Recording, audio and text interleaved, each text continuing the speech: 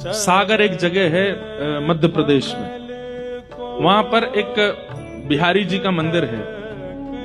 बहुत ध्यान से सुनिएगा। तो वहां बिहारी जी का मंदिर है, तो वहां बिहारी जी की गौशाला भी छोटी सी, तो वहां गैया की सानी भी पुजारी जी करते थे, बिहारी जी की सेवा भी पुजारी जी करते थे। सानी समझते हैं? भूसा आदि उसमें चारा आदि मिला करके गाय के लिए उपयुक्त उसको बनाना, उसको सानी कहते हैं। तो पुजारी जी बेचारे पूजा भी करते, सेवा भी करते, गौशाला में सानी भी करते, सब करते। आज पुजारी जी पता नहीं क्यों श्रमित ज्यादा हो गए, तो गैया की सानी नहीं करी उन्होंने। तो स्वयं बिहारी जी गए सानी करने, ठाकुर जी निकल के गए और सानी करके आए। इतने में पुजारी जी लौटे आए, तो ठाकुर जी दौड़ करके गए और जाके ऐसे खड़े हो गए। जैसे ही ठाकुर जी जाके खड़े हुए, तो पुजारी जी ने क्या देखा, गौशाला से लेके मंदिर तक पूरे ऐसे भूसा पड़ा हुआ।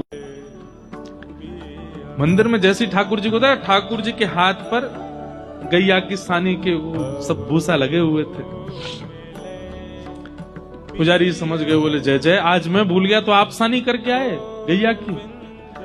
तो ये कथा हम सुना रहे थे कथा में, तो हमने केवल ये बताया कि पुजारी जी ने देखा कि ठाकुर जी के हाथ में सानी के भूसा लगे हैं, पुजारी जी के नेत्र सजल हो गए। मैंने कहा भैया ऐसे बिहारी जी आपके सागर में विराजते हैं।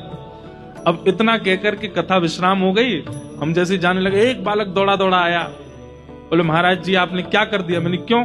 आपने कथा सुनाई कि बिहारी जी सानी करके आए हैं, अपने आसन पे आके बैठ गए हैं, पुजारी जी आकर के उनको देख करके रोने लगे और आपने वही कथा विश्राम कर दी। मैंने इससे आगे कथा है भी नहीं। अरे कम से कम इतना तो बोल देते कि पुजारी जी ने कपड़ा लेके ठाकुर जी के हाथ पहुंचे, अब रात भर ठाकुर जी के हाथ में सानी लगी रहेगी। आपने कथा वही विश्राम कर दी। अब यहां देखिए, वो व्यक्ति कथा को कथा की तरह नहीं सुन रहा है।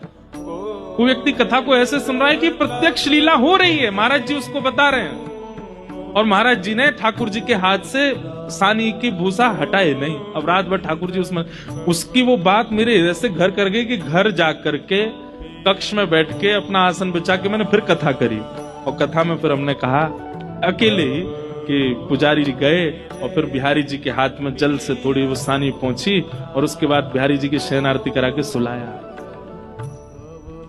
इसे क्या कहते हैं? इस भावना को कहते हैं चैतन्य। क्या कहते हैं? आप जो यहाँ लीला सुन रहे हैं, आप जो यहाँ भाव सुन रहे हैं, ये केवल एक वक्तव्य नहीं है, ये कथा नहीं है, ये प्रत्यक्ष लीला है। ठाकुर जी चैतन्य है।